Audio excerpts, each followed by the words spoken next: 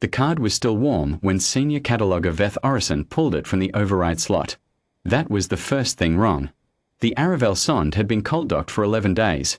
No power draw, no active systems, decommissioning pending, and the manual relay card tucked into the comms board's override port should have been ambient temperature, same as the hull, same as the corridor outside, same as everything else aboard a vessel the Vethrani Cataloguing Bureau had already written off as salvage.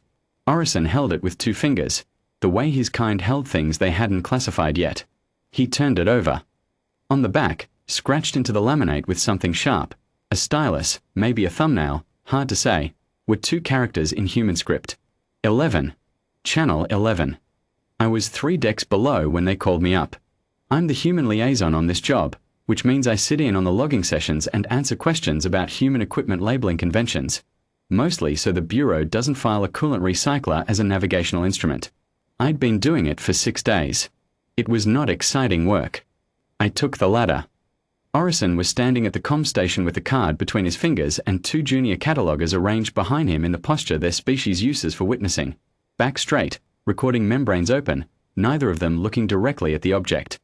I'd learned enough Vethrani body language in 4 years of liaison work to read that posture without a translation patch. It means, we are present for the logging of an anomaly. Petty Officer Cully, Orison said.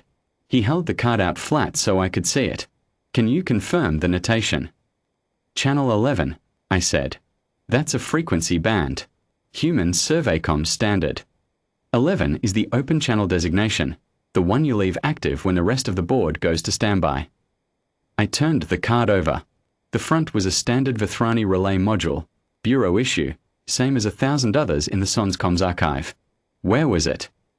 Manual override slot, he said. Receiver array 4. The array was active.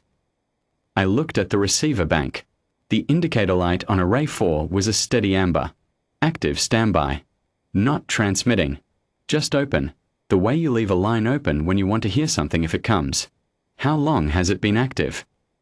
I asked. Orison consulted his logging tablet.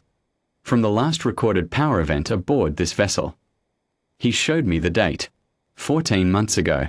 Before the sonde had come in for decommissioning review. Before the crew manifest had been reassigned. Before, I calculated quietly, the vessel had last had a crew of more than 2. I knew what had happened to the last crew of the Aravel sonde. The Bureau knew too. It was in the file, a survey mission to the outer markers, a drive failure, a recovery that took 8 months and came back with the vessel and no one aboard. The official designation in the Vethrani archive was crew status, unresolved. The human registry said missing, presumed lost. 3 people. Korev Mast, chief engineer. Danny Solon, survey lead. And the comms officer, a woman named Prout, whose first name I had never learned because her file only listed her surname and her rank. Someone had scratched channel 11 into a relay card and jammed it into the override slot 14 months ago. Someone had left the line open. The frequency is unoccupied, Orison said. He was running the classification protocol on his tablet, scrolling through the results with the careful, unhurried precision his kind brought to every administrative problem. No signal origin logged. No transmission record in the archive. No scheduled broadcast on this channel from any Bureau station within receiver range. He paused at something on the screen. The channel carries no content. No, I said. It wouldn't. He looked at me.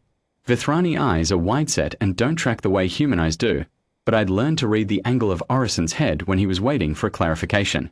It's not a receiver, I said. Not exactly. An open channel at standby isn't waiting to receive a signal.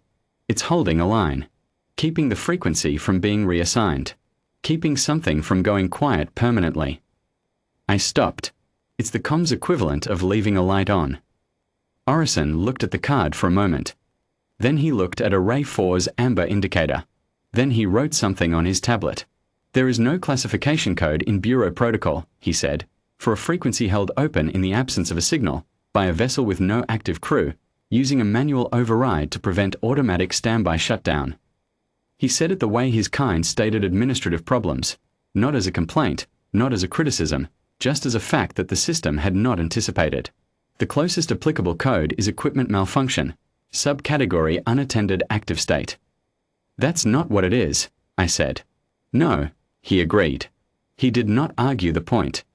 He simply agreed. The way you agree when the language doesn't have a word for something and you both know it. One of the junior catalogers made a notation on her own tablet. The other one was looking at Array 4's light the way you look at something you can't stop looking at. I picked up the relay card. The laminate was smooth except for the scratched characters, and when I ran my thumb across them I could feel the grooves, deep, deliberate, made with something harder than a stylus. Thumbnail, I decided. Someone had scratched this with a fingernail, pressing hard enough to cut the surface, in the time they had available before whatever happened next. Prut, I thought. Comms officers keep the channel open. It's the last thing they do. What is the standard procedure, I asked, when a piece of equipment cannot be classified? The item is logged under provisional code, held pending review, and the Bureau files a query to the originating species technical authority for clarification. Orison scrolled to the bottom of his protocol screen. In this case, the originating species technical authority would be the Human Survey Corps, Signals Division. How long does that review take? Pending queries to non-Bureau technical authorities are resolved within one administrative cycle, he said. 14 to 18 months. I set the card back on the console beside Array 4. I looked at the amber light. 14 months. Maybe 18. The line would stay open, technically, pending review. Not because anyone had decided to honor what Prut had done. Just because the paperwork hadn't caught up yet. I thought about that for a moment. Then I thought about what happens when the paperwork does catch up. A query goes out, a form comes back, equipment malfunction subcategory unattended active state gets confirmed or reclassified, and someone files a work order to shut Array 4 down and pull the card and put the Aravel sonde back to full standby for salvage. 11. I'd been in signals work for 22 years. I knew what Channel 11 meant because I'd learned it the same way Prut had learned it. The same way every comms rating learns it in the first week of survey training. It was the open channel. The one you held. Not because you expected an answer. Because you didn't close a line while there was still a chance someone might need it. Orison, I said. He looked up from his tablet. When you file the provisional code, I said, is there a field for operational status recommendation? He checked. There is. What are the available entries? He read them off. There were 4. Deactivate pending review. Maintain active pending review. Transfer to alternate facility. Flag for specialist assessment. Maintain active pending review, I said. Put that in. He looked at me for a moment. Then he looked at Array 4. Then he wrote it in. We logged the rest of the Aravel sonde's comms archive that afternoon. 43 relay modules, 2 transmitter arrays, a backup frequency board, and a signal compression unit that had been retrofitted with a non-Bureau power coupling that Orison spent 40 minutes trying to classify. I answered his questions. I handed him equipment labels when he needed them. I did the job I'd been brought aboard to do. At the end of the session, Orison took the relay card and placed it in an archival evidence sleeve, clear rigid polymer, Bureau standard, sealed with a classification tag. He labeled it with the provisional code.